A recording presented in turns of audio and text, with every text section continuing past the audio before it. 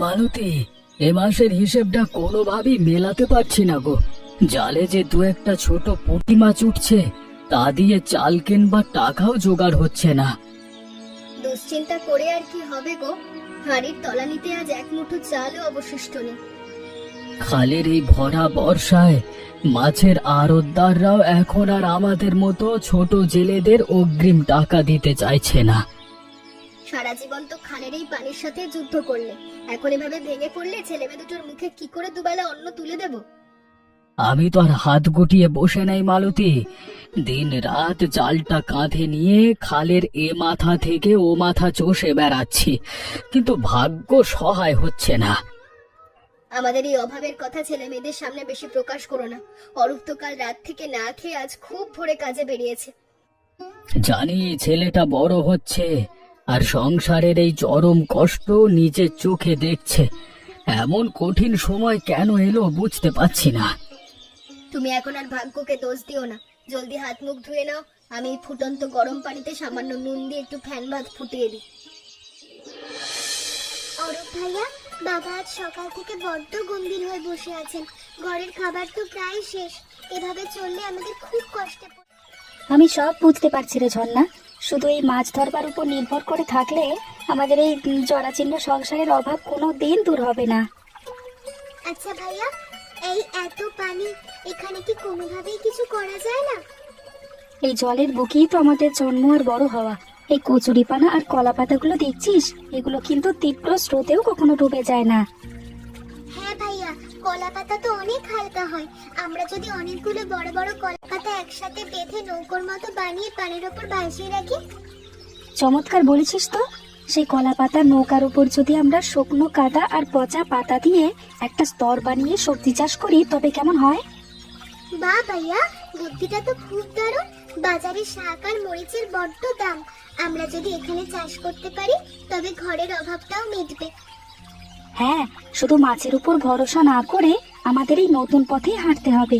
চল, আমরা এখনই বাড়ি গিয়ে বাবাকে এই পরিকল্পনার কথাই জানাই।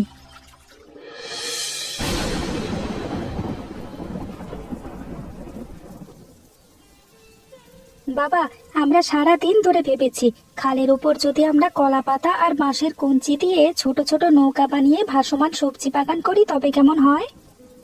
তোরা এসব কি আবোল তাবোল বকছিস রে অরূপ? জলের উপর আবার কখনো সবজি চাষ হয় নাকি? মাটিতে বীজ না লাগালে গাছ বাঁচবে কিভাবে?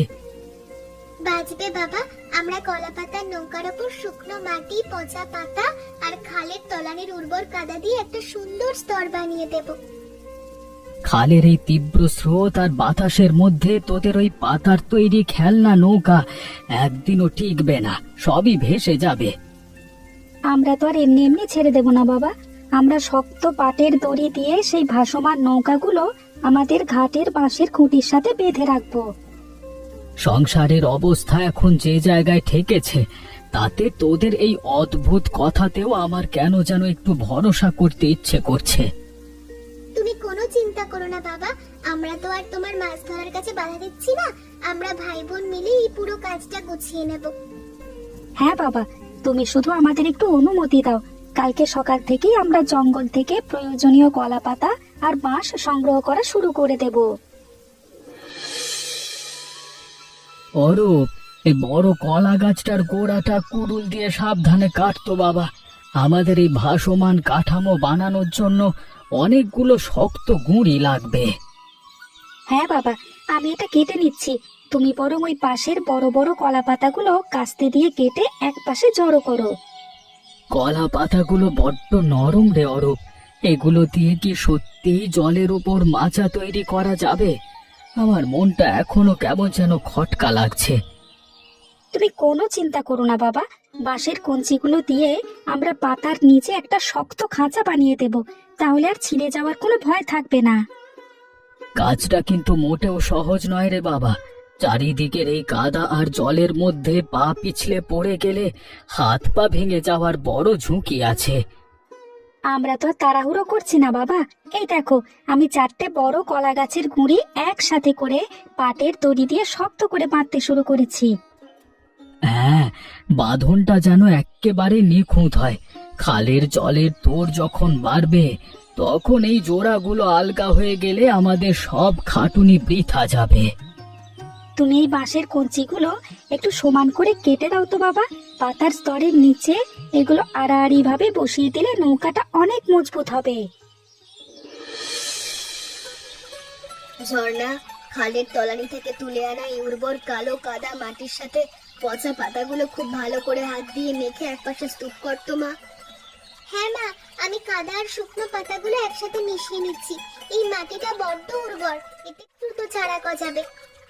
অরূপ যে এত বড় একটা ঝুঁকি নিল, উপরওয়ালা যেন আমাদের এমুখ রক্ষা করেন রে।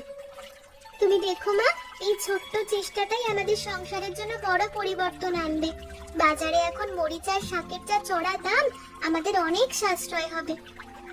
মরিচের বীজগুলো বড্ড ছোট রে মা, এগুলো মাটির খুব গভীরে দিস না, হালকা করে উপরে ছড়িয়ে দিয়ে সামান্য একটু শুকনো কাদা দিয়ে ঢেকে দে।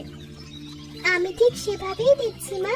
এই যে লাউ আর ঢেঁড়সের বড় বীজগুলো আমি মাঝখানের সারিতে একটু দূরত্ব বজায় রেখে মাটির ভেতর পুঁতে দিচ্ছি।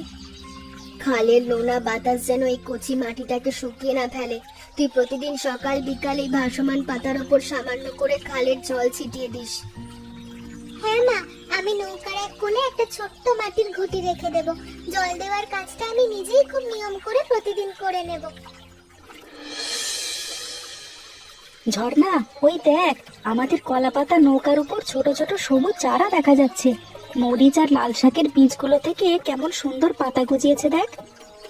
বা ভাইয়া, আমাদের কষ্ট তবে সত্যি বৃথা যায়নি।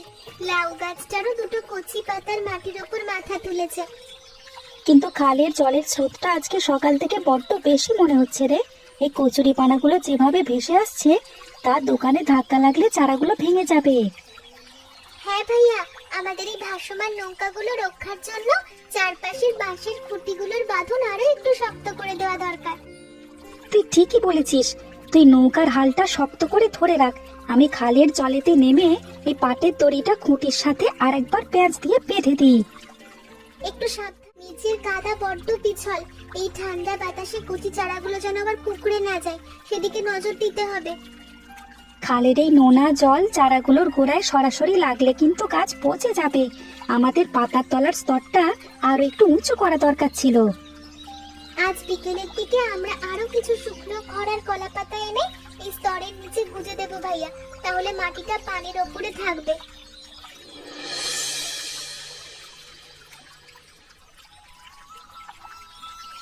হরিপদ ভাই, ঘরের সামনে খালের পানির ওপর ওগুলো কিসের মাচা বানিয়েছো গো? দূর থেকে দেখে তো আমার চোখ একেবারে চক্ষু চড়ক গাছ হয়ে গেছে। এসো গোপাল ভাই, ওগুলো কলা পাতা আর বাঁশের কঞ্চি দিয়ে বানানো ছোট ভাসমান সবজি বাগান। খালের এই তীব্র স্রোতের ওপর আবার কোনো সবজির চাষ হয় নাকি ভাই? মাটিতে বীজ না লাগিয়ে পানির ওপরে সব খেলনা তৈরি করার বুদ্ধি তোমায় কে দিল?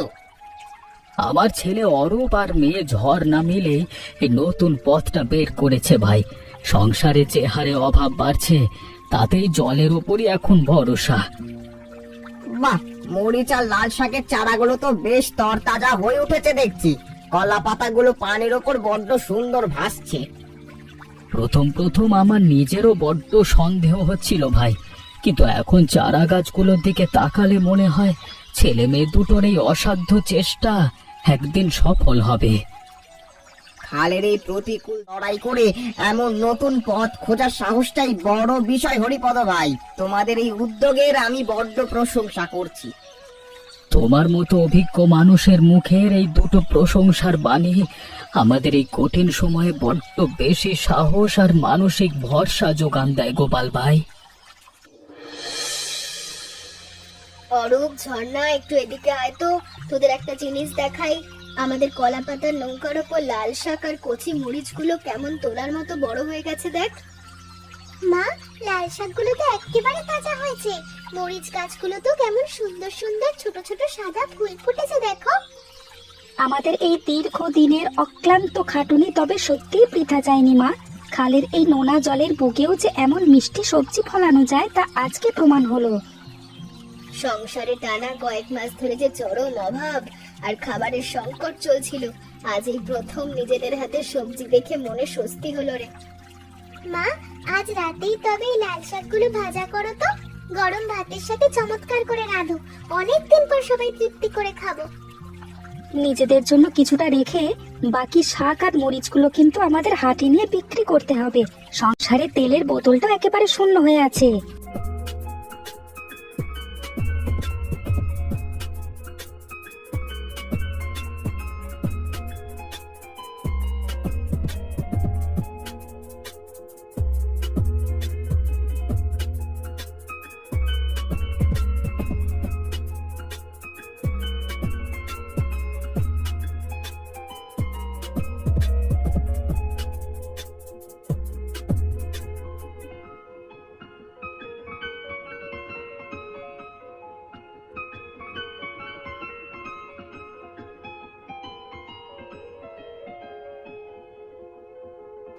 পরবর্তী পর্বগুলো দেখতে আমাদের চ্যানেলটি সাবস্ক্রাইব করে পাশে থাকা বেল আইকনটি বাজিয়ে দিন। কিন্তু এখন আমাদের চ্যানেলটি সাবস্ক্রাইব করুন। সাবস্ক্রাইব করুন।